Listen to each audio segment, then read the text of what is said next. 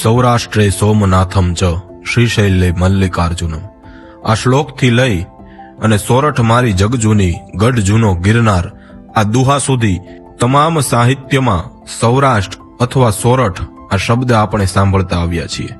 જી હા મિત્રો, આજે આપણે વાત કરવાના છીએ સૌરાષ્ટ્ર એટલે કે સોરઠ નામના એક અતિ વિશિષ્ટ પ્રદેશના ઇતિહાસની। આમ તો આપણે સૌ સૌરાષ્ટ્રમાં વર્ષોથી વસવાટ કરતા આવ્યા છીએ, પરંતુ ઘણા લોકો એવા હશે કે જે સૌરાષ્ટ્રના ઇતિહાસથી અજાણ્યા હશે। અનસંગ ઇતિહાસ આજે એમની સંપૂર્ણ કહાની લઈ અને આપની વચ્ચે આવ્યું છે।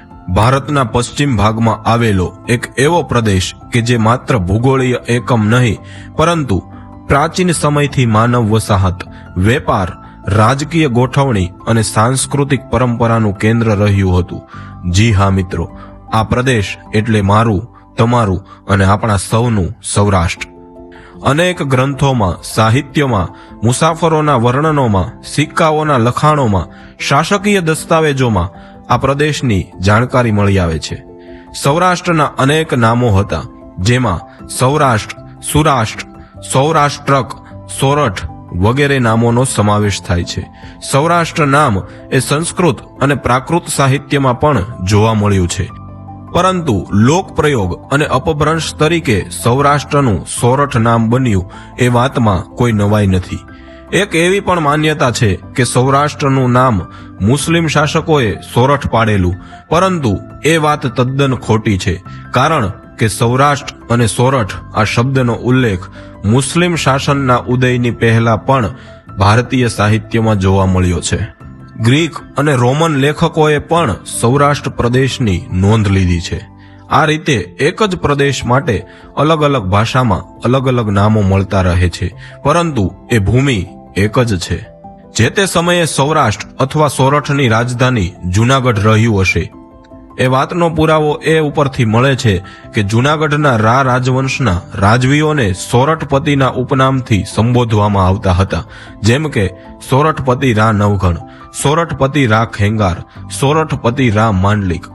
એવી જ રીતે જ્યારે નવાબી શાસન આવ્યું ત્યારે નવાબો પણ પોતાના રાજ્યનો સોરઠ તરીકે ઉલ્લેખ કરતા આવ્યા છે। એક સમયે સૌરાષ્ટ્ર એ અતિ વિશાળ ભૂપ્રદેશ હતો, પરંતુ સમય જતા આ જ પ્રદેશની અંદર અનેક વિસ્તારો વિકસ્યા। એ પ્રદેશોમાં હાલારનો સમાવેશ થાય છે। એવી જ રીતે ગોહિલવાડ, સોરઠ, ઝાલાવાડ, સરવૈયાવાડ, વાણાક આવા તો અનેક પ્રદેશો સૌરાષ્ટ્રનો હિસ્સો બની અને આજે પણ ધબકતા રહ્યા છે। ઉત્તર સૌરાષ્ટ્રને મોટા ભાગે કાઠિયાવાડ તરીકે ઓળખવામાં આવ્યું છે। કાઠી જાતિના આગમન બાદ આ પ્રદેશમાં સતત યુદ્ધો ખેલાયા, સતત ઐતિહાસિક ઘટનાઓ ઘટી, અને જેના લીધે ખમીરવંતા કાઠી કુળને લીધે આ પ્રદેશને કાઠિયાવાડ નામ આપવામાં આવ્યું હતું। મુઘલ શાસનના અંતિમ કાળમાં અને ત્યારબાદ મરાઠા શક્તિના ઉદય દરમિયાન ગાયકવાડોએ કાઠીઓની સામે અનેક લડાઈઓ લડી હતી। આ લડાઈઓના તમામ ઇતિહાસોમાં ઉત્તર સૌરાષ્ટ્રના ભાગને કાઠિયાવાડ તરીકે વર્ણવવામાં આવ્યો છે, અને ત્યારથી જ કાઠિયાવાડ એ આ પ્રદેશનું પ્રચલિત નામ બની ગયું। તો મિત્રો, આપણને એમ પણ થશે કે સરકારમાંથી સૌરાષ્ટ્ર કે સોરઠ શબ્દ ગાયબ કઈ રીતે થયો? તો સાંભળો, બ્રિટિશ શાસન દરમિયાન વહીવટી સરળતા માટે પ્રદેશોને નવા નામો આપવામાં આવ્યા હતા। આ સમયમાં કાઠિયાવાડ એજન્સી તરીકે સૌરાષ્ટ્રનો મોટા ભાગનો હિસ્સો ઓળખવામાં આવતો હતો, જેના કારણે સૌરાષ્ટ્રના જગ્યાએ કાઠિયાવાડ એજન્સી એ નામ વધારે પ્રચલિત બન્યું હતું। સૌરાષ્ટ્રના અતિ પ્રાચીન નામની વાત કરીએ તો અનાર્ત તરીકે ઓળખવામાં આવે છે। પ્રાચીન સાહિત્યમાં આ સમગ્ર પ્રદેશને અનાર્ત તરીકે ઓળખવામાં આવે છે।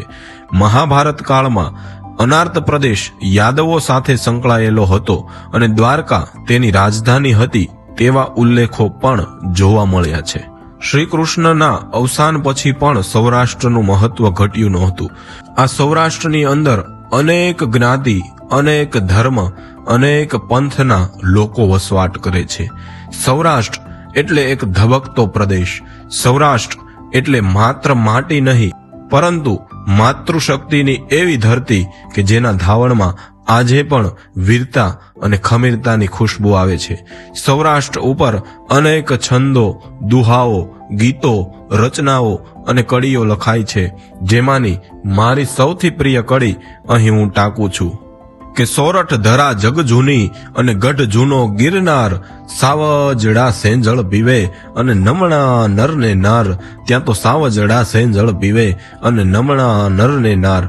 જય સૌરાષ્ટ્ર, જય શ્રી કૃષ્ણ.